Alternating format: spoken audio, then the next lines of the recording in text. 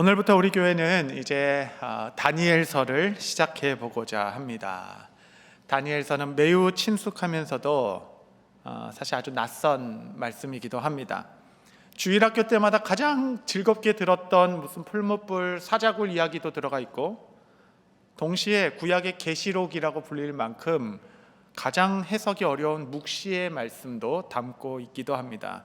저는 이 시대에 우리 교회에게 하나님께서 이 다니엘서를 통해 하실 말씀이 있다라고 믿습니다.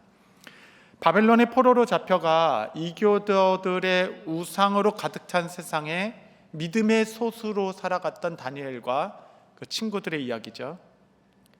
다니엘 평생에, 그의 삶 평생에 기억에 남는 순간들이 있었습니다.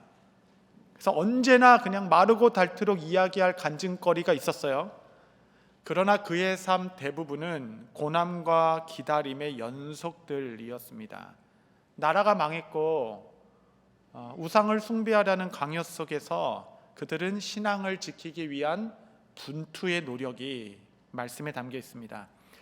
왕의 진미에 참여하지 않겠다라는 것은 믿음의 위대한 결단이기도 했지만, 제게는 자신의 정체성을 지키기 위한 어떤 처절한 몸부림 같이 보이기도 합니다.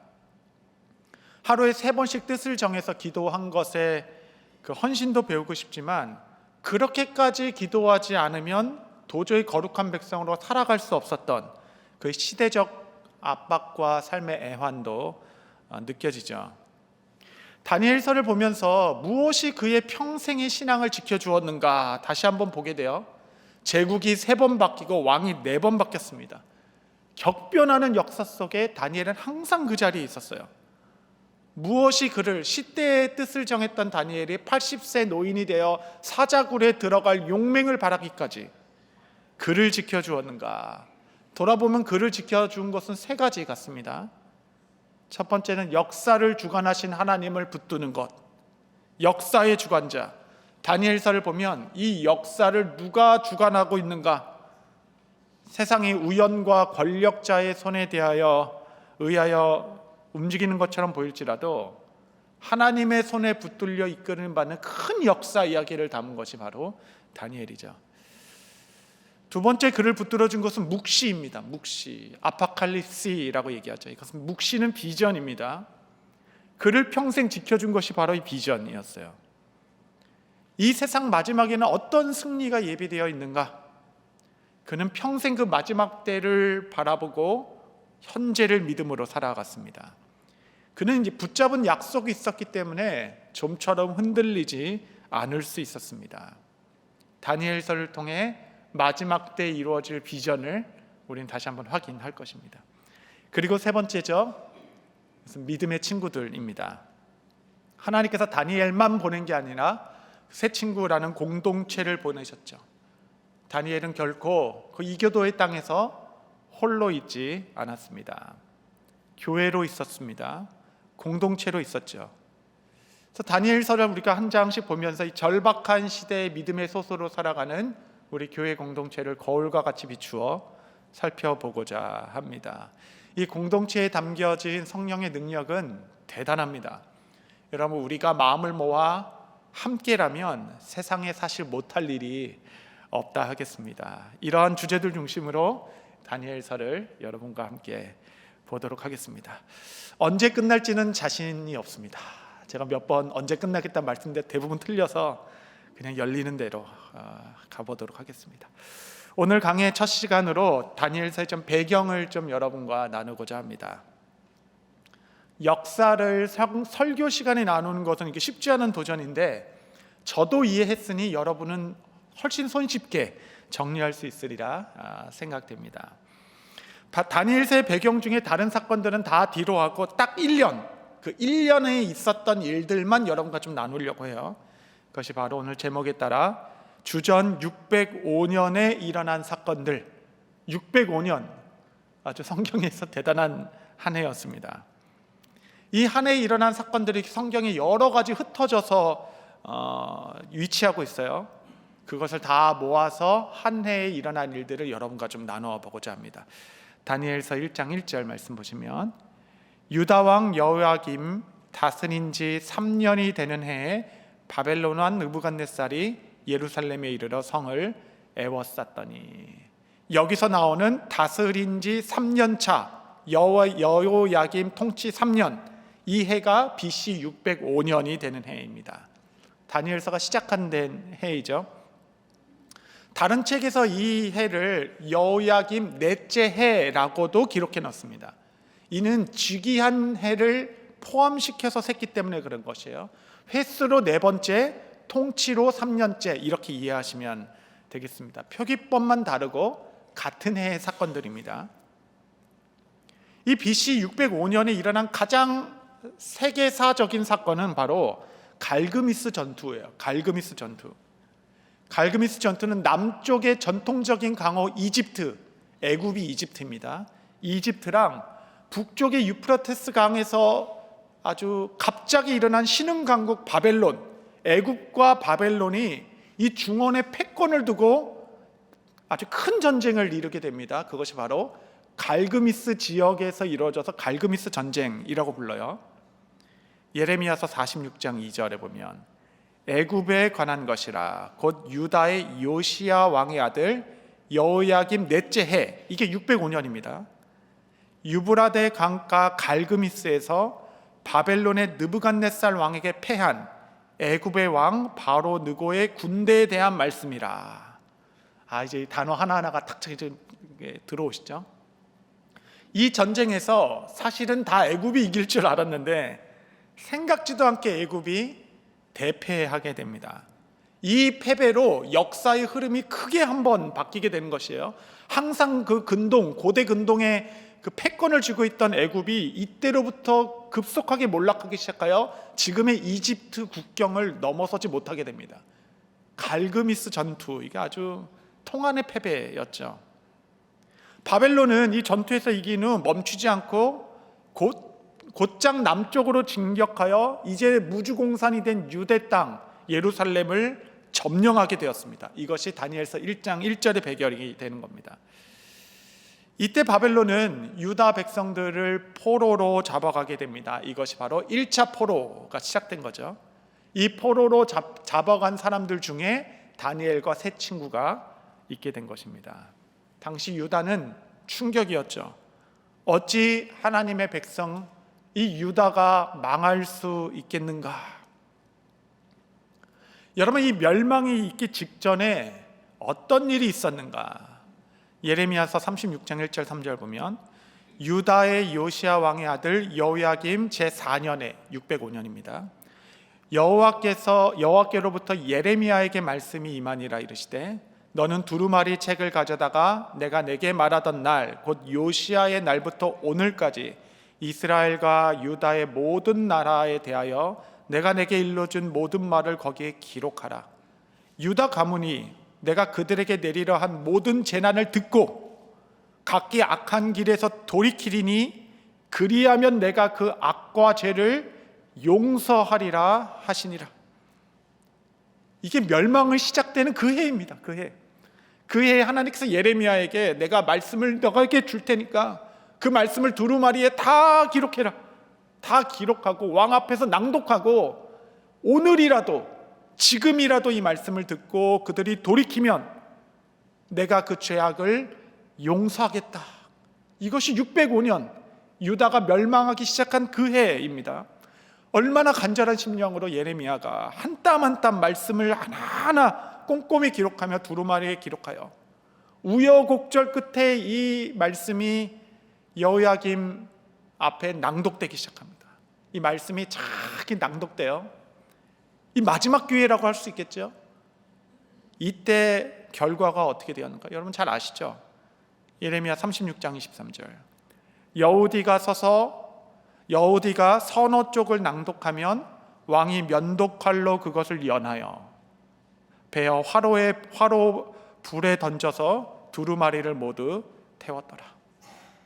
얼마나 꼼꼼히 적혔는지 그 두루마리 파피루스에 여러 말씀을 정했는데 그냥 턱을 개고 들었겠죠. 듣다가 그거 갖고 와봐. 면도칼로 그 말씀을 잘라 화로에 태우고 잘라 태우고. 여러분 이렇게 완악했던 것이 당시 유다였습니다. 마지막 기회까지 저버린 자에게 그렇게 돌아오라, 마지막 순간까지 주님은 선지자를 보내어 말씀하였지만 완곡했던 그들에게 남은 것은 심판뿐이었습니다. 그런데 여러분, 이 나라가 멸망하기 시작할 605년에 하나님께서 한 가지를 더 말씀하십니다. 이게 다 같은 해에 일어난 일이에요. 예레미야서 25장 1절 2절입니다.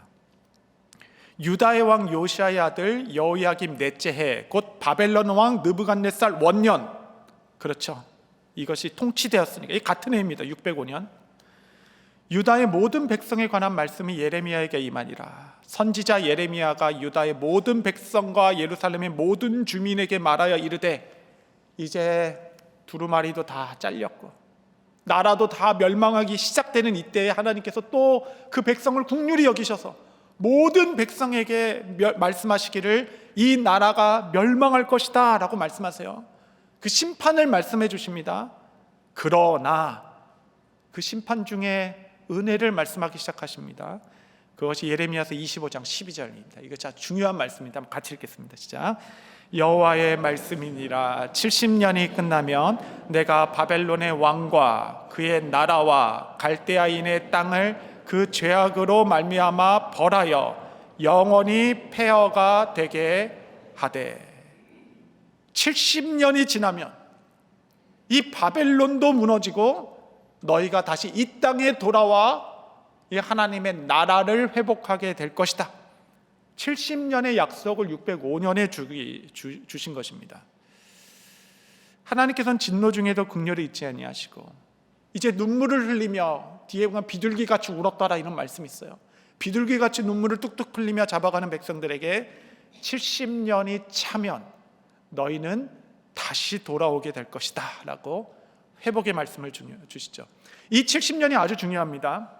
왜냐하면 이 다니엘서 전체는 이 다니엘이 이 70년의 시간 동안 이방 나라에서 믿음의 소수로 살아간 그들의 분투의 삶의 이야기이기 때문에 그래요. 이것이 다니엘의 배경이 되는 겁니다. 다니엘이 이제 바벨론으로 끌려갈 때 그의 나이 대략 15세 정도라고 봅니다. 그리고 시간이 흐르고 흘러 그가 이제 80대 중반에 이르렀을 때 그에게 한 사건이 또 일어나기 시작해요. 다니엘서 9장 1절 2절 봅니다. 메대 족속 아하수에로의 아들 다리오가 갈대아 나라 왕으로 세움받던 첫 해, 곧 그 통치 원년에 나 다니엘이 책을 통해 여호와께서 말씀으로 선지자 예레미야에게 알려주신 그 연수를 깨달았나니 곧 예루살렘의 황폐함이 70년 만에 그치리라 하신 것이니라. 80대 중반쯤 되었을 것입니다. 이제 바벨론이 멸망하고 바사 왕국, 바사가 페르시아입니다. 다리오 원년, 통치 원년에 늘 하던 대로 다니엘이 성경을 읽다가 예레미야서를 읽다 보니 무릎을 딱 치며 알았던 거죠. 그 연수를 계산해 보니 그렇구나, 올해구나, 지금이 바로 주님께서 말씀하신 70년의 해 연수가 다 찬 이 시간이구나, 예루살렘이 회복되는 시간이구나, 그 황폐함의 고난의 터널이 끝나는 시간이구나. 무릎을 딱 치며 일어나며 그 말씀을 깨달은 거예요. 80대 중반에 70년이 지난 후에 기한이 다 찼으니 이제 예루살렘은 다시 재건될 것이고 마땅히 우리는 자유함을 얻을 것이다. 이러한 기쁨에 그는 춤을 추고 하나님께 감사하며 축배를 들고 연회를 연 것이 아니라, 그렇게 한 것이 아니라 여러분, 그 날을 깨닫고 그는 즉각적으로 금식하고 베옷을 입고 죄를 뒤집어 쓴 채 하나님께 간구하기 시작했어요. 다니엘서 9장 3절입니다. 내가 금식하며 베옷을 입고 죄를 덮어쓰고 주 하나님께 기도하며 간구하기를 결심하고, 축배를 들어야 되는 이때에 결심했습니다. 결심. 여러분, 지난번에 엘리야 때 함께 다뤘죠. 이것이 뜻을 받은 자의 태도. 하나님의 뜻을 받은 자는 도대체 무엇을 하는가? 그는 간절하고 반복적으로 기도하는 겁니다. 여러분, 상황을 바꾸는 것이 기도가 아니라 하나님의 뜻을 이루게 하는 것이 기도이죠. 얼마나 간절하게 기도했는지 그 기도문 전체가 여러분 다니엘서 9장에 수록되어 있습니다. 저희가 차차 보게 될 것입니다. 다리오 왕 원년 70회의 연수가 찼을 때, 이때가 BC 538년입니다. 여러분, 이때 또 다른 사건이 일어나요. 거의 동시에 일어난 사건입니다. 이때 동시에 일어난 사건이 다니엘서 6장의 기도금지법 선언이에요. 너무 신기하죠? 새 나라가 일어났습니다. 이제 원년이 됐어요. 고관들이 이제 나라의 중직들을 차지하고 있는데, 새 나라 바사 왕국이 일어났음에도 불구하고 여전히 전국을 다스리는 총리의 우두머리로 다니엘이 서 있는 겁니다. 그를 어떻게 좀 끌어내리기 위하여서 그냥 조사를 다 해봤어요. 할 수 있는 것을 다 해봤습니다. 안 돼요, 안 돼. 그의 삶이 그렇게 순결하고 무언가 꼬투리 잡을 것 하나 없습니다. 결국 다니엘을 끌어내릴 방법은 딱 하나입니다. 그것은 기도금지법. 대적들은 다니엘을 향한 확신이 있었어요. 그는 사자굴의 위협이 있을지라도 기도할 것이다. 여러분, 이상하게도 정말 세상이 가짜라서 그런지 세상은 가짜를 아주 잘 분별합니다. 누가 엉터리고 누가 진짜인지 고관들 눈에는 명확하게 보였어요. 그의 눈에 다니엘의 신앙은 진심이었습니다. 그는 이런 죽음의 위협 가운데도 결코 기도를 멈추지 않을 것이다 라는 확신 가운데 그를 끌어내려면 이것밖에 없다. 그래서 계략을 펴한 것이죠. 다니엘서 6장 7절입니다. 나라의 모든 총리와 지사와 총독과 법관, 관원이 의논하고 왕에게 한 법률을 세우며 한 금령을 정하실 것을 구하나이다. 왕이여, 그것은 곧 이제부터 30일 동안 누구든지 왕 위에 어떤 신에게나 사람에게나 무엇을 구하면 사자굴에 던져 넣기로 한 것이니이다. 6장 10절 우리 한번 다 같이 읽겠습니다. 시작. 다니엘이 이 조서에 왕의 도장에 찍힌 것을 알고도 자기 집에 돌아가서는 윗방에 올라가 예루살렘으로 향한 창문을 열고 전에 하던 대로 하루 3번씩 무릎을 꿇고 기도하며 그의 하나님께 감사하였더라. 이게 음해였고 기도의 결과로 사자굴에 던져질 것도 알았지만 그는 여기서 기도를 멈출 수 없었습니다. 왜냐하면 그것은 원수들의 계략이었어요. 왜냐하면 지금이 이 해가 일찍이 하나님께서 약속하신 바 70년의 비전이 실현되는 그 기도의 승부처였기 때문에 그렇습니다. 지금이 어쩌면 가장 강렬하게 하나님의 뜻을 이루기 위하여 기도할 시간이죠. 어쩌면 나의 80평생에 가장 강렬하게 이 날을 위하여 내가 살아온 것이 아닐까 확인하는 순간입니다. 모든 것을 걸고 기도해야 하는 이때에 뜻을 세우고 주님 앞에 집중하는 그때에 원수들은 30일만 기도하지 마라. 딱 30일만. 여러분, 도대체 기도의 권능과 그 능력이 얼마나 대단하길래 30일만 기도하지 마라. 기도금지법. 열국을 향한 뜻을 세우신 하나님, 그 뜻을 붙들고 기도하는 한 사람, 여러분, 이것이 바로 하나님께서 역사를 이끌어 가신 그분의 경륜이십니다. 이 다니엘서 9장과 6장이 같은 해에 일어난 사건입니다. 여러분, 다니엘서 이제 구조를 저희가 이제 보기 시작할 것인데, 다니엘서 구조 1장부터 7장은 이야기들을 담고 있어요. 일어난 사건들을 담고 있습니다. 그 앞에 묶어 놓았고, 8장부터 12장은 묵시를 묶어 놓았습니다. 예언서들을. 시간 순서대로 나열된 것이 아니에요. 그래서 뒤에 묶여 있는 이 묵시가 앞에 1장에서 7장에 어느 시간대에 이루어진 것인지를 끼워 맞춰 넣어야 합니다. 그래서 다니엘서를 좀 이해하기 위해서는 좀 공부가 필요하죠. 다니엘의 기도를 결심한 9장의 이 내용은 기도금지법이 선언된 6장의 같은 해에 일어난 사건입니다. 다니엘이 이 모든 것이 계략인지 알고 있었지만 그래도 기도를 멈출 수 없어 하루에 3번씩 뜻을 정하여 기도하였고, 기도를 멈출 수 없었죠. 그 결과로 사자굴에 던져졌는데 그가 밤새 멀쩡히 나온 것이에요. 그래서 왕이 이게 어떻게 된 거야? 사자가 어디 아픈가 해서 이제 참수했던 사람을 넣어보니까 그냥 뼈가 으스러질 정도로 강력한 위세였죠. 사자는 아무 문제 없었습니다. 하나님께서 그 밤에 그 종을 주셨습니다. 그 모습을 보고 다리오 왕이 깜짝 놀란 거예요. 얼마나 놀랐는지 다리오 왕이 다음과 같이 칙령을 내려 온 나라에 공표합니다. 다니엘서 6장 25절에서 28절. 이에 다리오 왕이 온 땅에 있는 모든 백성과 나라들과 언어가 다른 모든 사람에게 조서를 내려 이르되 원하건대 너희에게 평강이 있을지어다. 내가 이제 조서를 내리노라. 내 나라 관할 아래에 있는 사람들은 다 다니엘의 하나님 앞에서 떨며 두려워할지니 그는 살아계시는 하나님이시요 영원히 변하지 아니하실 이시며 그의 나라는 멸망하지 아니할 것이요 그의 권세는 무궁할 것이며 그는 구원도 하시고 건져내기도 하시며 하늘에서든지 땅에서든지 이적과 기사를 행하시는 이로써 다니엘을 구원하시어 사자의 입에서 벗어나게 하셨음이라 하였더라. 아멘. 대단한 신앙 고백이죠. 대단한 고백.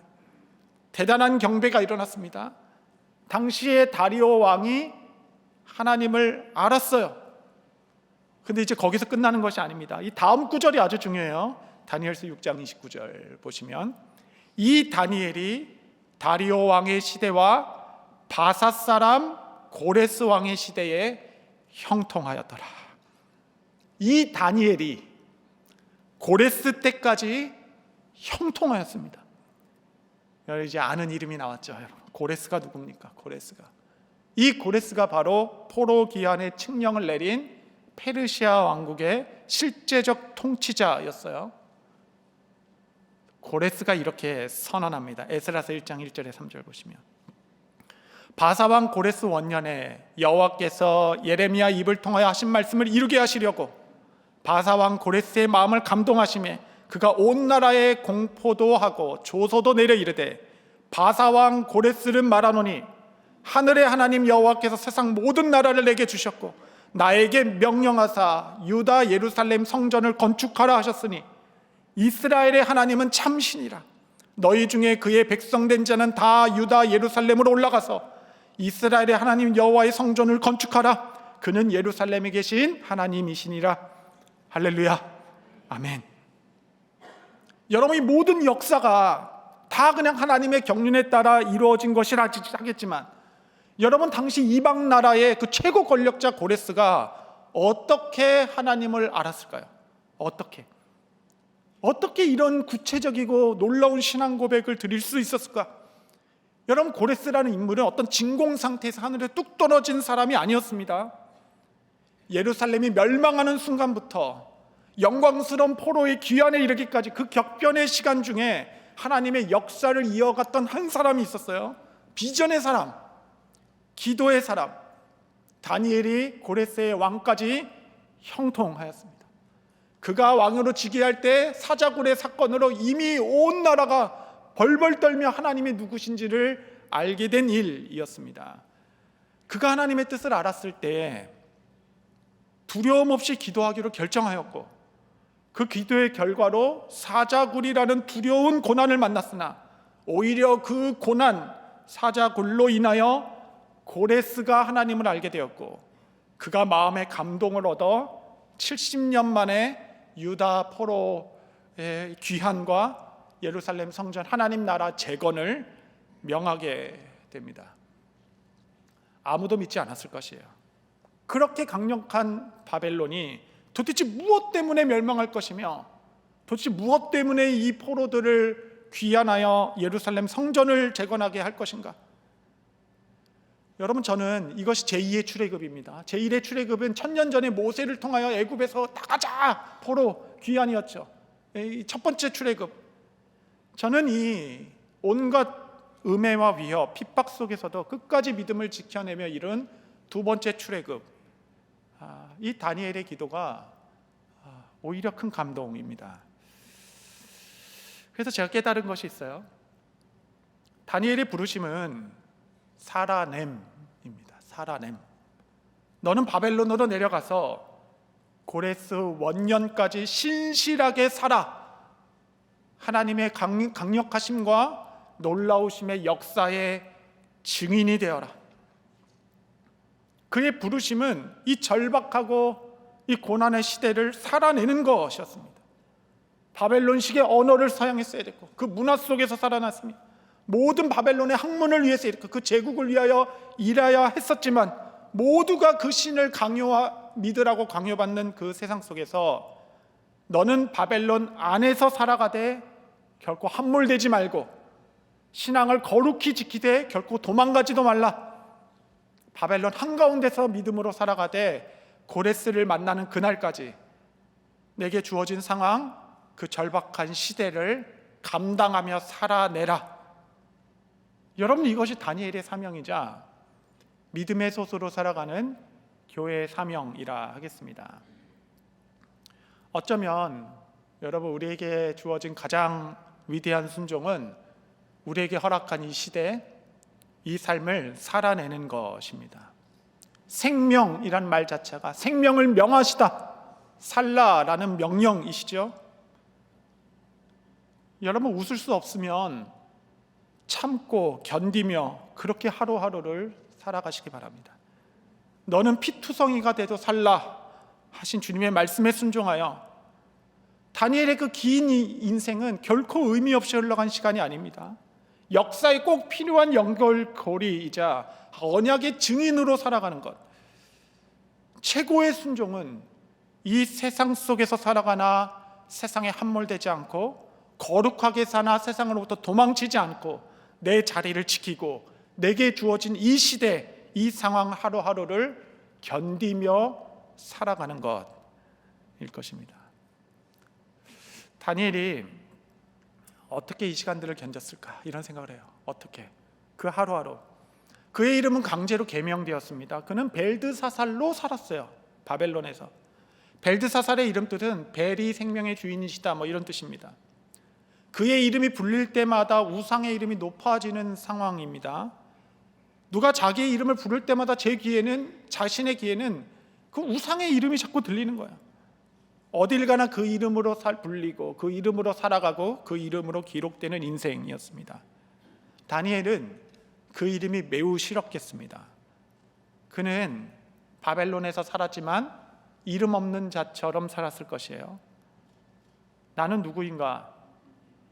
나는 왜 이 땅에서 도대체 무엇을 위하여 살아가는 것인가? 내가 이 제국을 위하여 이렇게 열심히 살아가는 그 이유와 의미는 무엇인가? 여러분, 이것이 이름 없이 사는 사람들의 정체성이겠죠. 이것이 세상이 다니엘에게 강요한 이름입니다. 그런데 여러분, 다니엘서 9장에 하나님이 그를 탁 만나주세요. 만나주셨을 때 하셨던 첫 마디가 다니엘아 이렇게 불러주시고, 다니엘아. 주 앞에 섰을 때 주님은 그의 이름을 불러주셨습니다. 하나님이 심판자시다. 다니엘아, 너는 큰 은총을 입은 자라. 여러분, 그 음성을 매일 들어야 합니다. 그래야 이 거침없는 세상에서 내가 누구인지를 알고 흔들림 없이 살아갈 수 있게 됩니다. 성도 여러분, 어떤 상황에 처해 계십니까?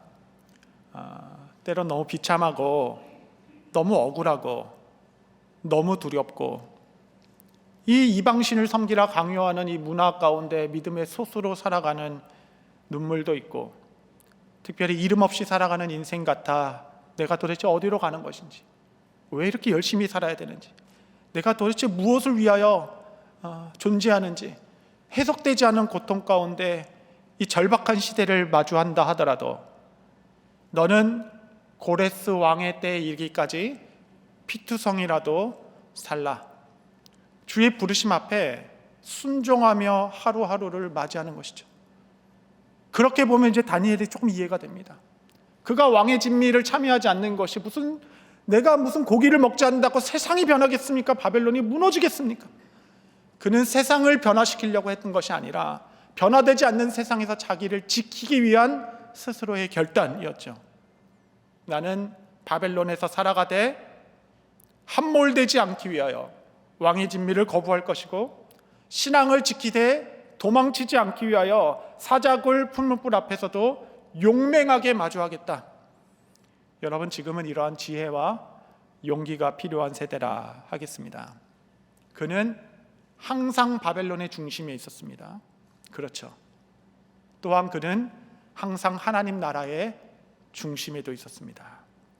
이게 가능하다는 것이에요. 이 꿈을 꾸고 싶은 것입니다. 우리는 교회로서, 성도로서 이 바벨론과 같은 세상에서 그렇게 살아가고자 합니다. 다 함께 다니엘서를 묵상하며 그 은혜가 우리 모두에게, 또 우리 자녀들에게 있게 되기를 소망하며 맞이하는 복된 여정 되시기를 바랍니다.